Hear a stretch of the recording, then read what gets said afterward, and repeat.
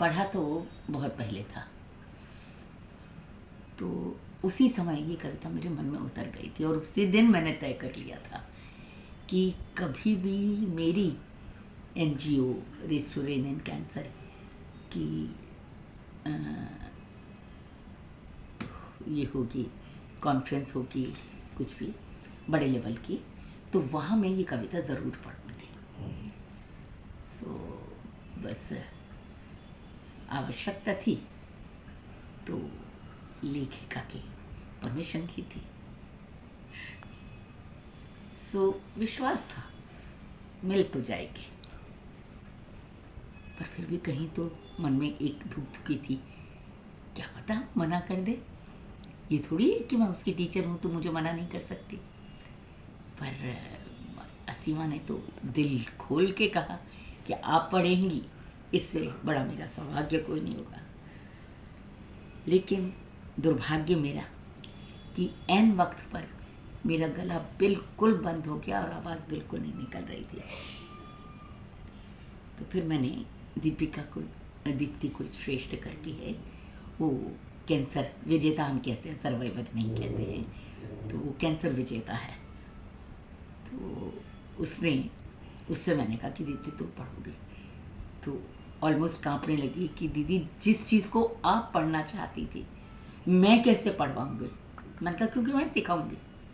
और उसे मैंने 20-25 मिनट में हर उतार चढ़ाव, सांस का लेना कैसे, कहाँ रुकेगी तू, हर चीज़ उससे करवाई और उसे 3 बार पढ़ाया और फिर मैं संतुष्ट हो गई कि हाँ कर जाएगी।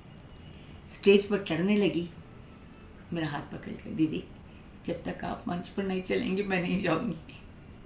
तो फिर मैं उसके साथ मंच पर गई और उसके बराबर खड़ी रही और उसकी पीठ थपथपाती रही।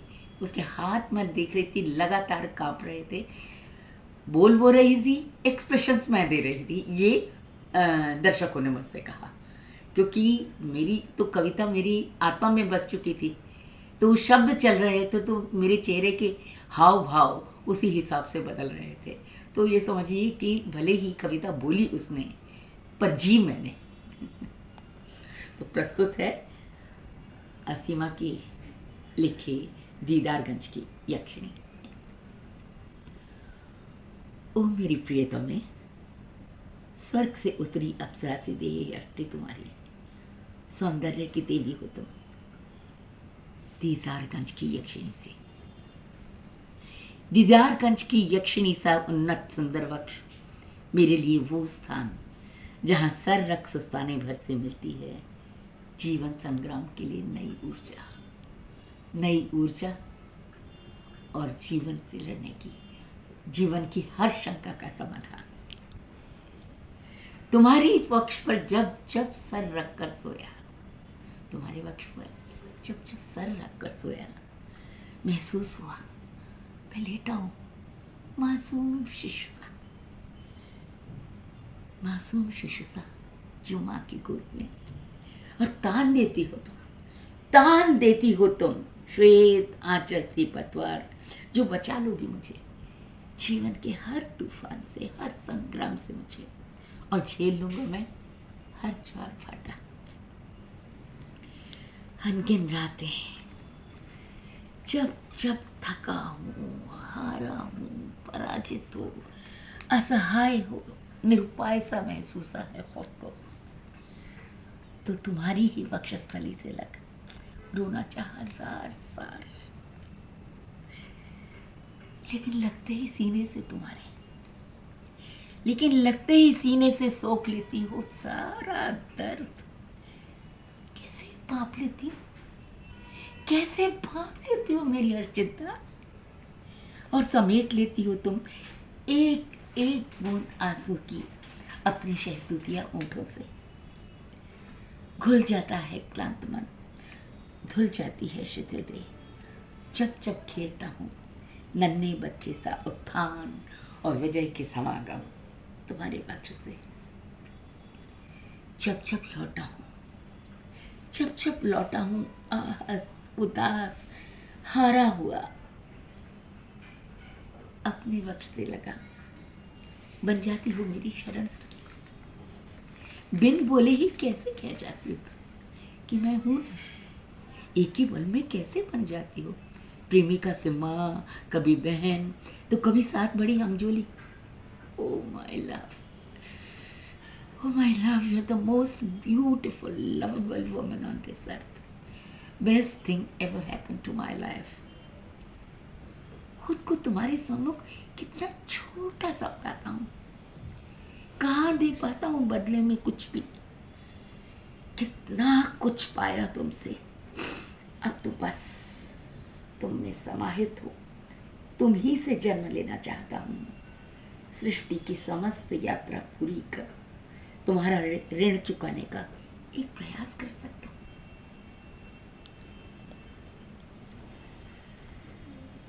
आईने में कब से खुद को निहारती, शून्य में खड़े दीदारगंज की यक्षिणी सी मूर्ति पर तुम्हारे वो शब्द गूंजते हैं कानों में मेरे प्रेम संगीत की तरह। पर कहाँ खो गए वो शब्द, कहाँ खो गए वो सारे शब्द? क्यों निर्वाक हो गई तुम्हारी जिह्वा केवल मेरे एक फोन से कि सुनो प्रिय, डॉक्टर ने कहा मुझे कैंसर है, हो सकता है वक्ष काटना पड़े।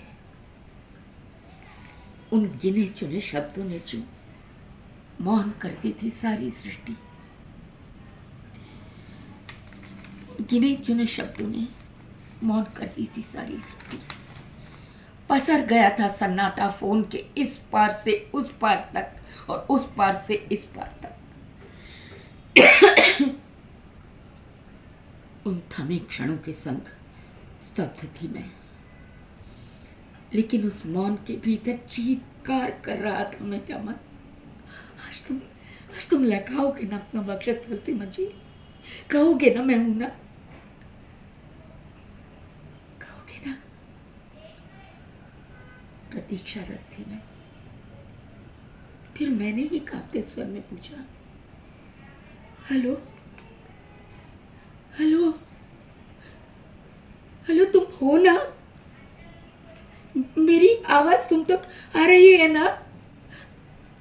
हाँ ना, कुछ तो बोलो, तुम सुन रहे हो ना? लंबी चुप्पी टूटी असहज खकार से। हाँ, सुन रहा हूँ ना। हाँ ठीक है, वो तुम डॉक्टर के पास जाती रहना, वो कुछ पैसे भेज दूंगा मैं। व्यस्त हूँ, बात नहीं हो पाएगी फोन पर, इलाज में लापरवाही मत बरतना। हाँ आता हूँ 2-4 दिन में, समय मिला तो। समय मिला तो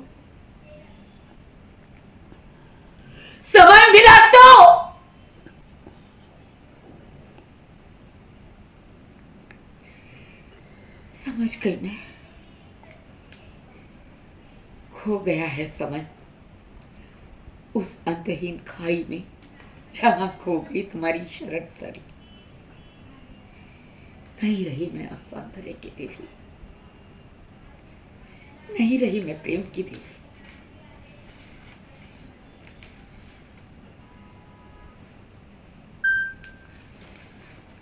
तो क्या मैं तब तक सुंदर थी जब तक तुम्हारे खिलौना थी मेरी देह? एक पल लगा जैसे खुदाई में मेरा विध्वंस हो चुका हो, खंड खंड हो बिखर चुकी हूं मैं, दीदारगंज की यक्षिणी की तरह क्षत विक्षत खड़ी हूं, अंग भंग खंडित प्रतिमा जो अपदस्थ हो चुकी है। खंडित प्रतिमा पूज्या कहाँ होती है? तो क्या सौंदर्य की देवी अपना वजूद खो चुकी?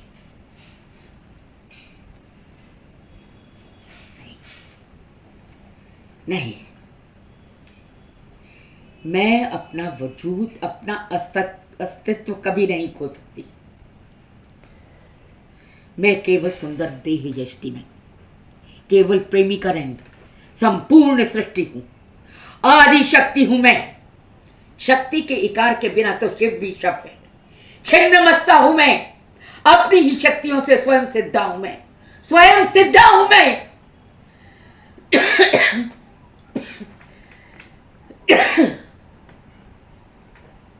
मैं ही सत्य हूं, मैं ही हूं शिव, और मैं ही सुंदर, संपूर्ण हूं मैं, संपूर्ण हूं मैं, संपूर्ण हूं मैं।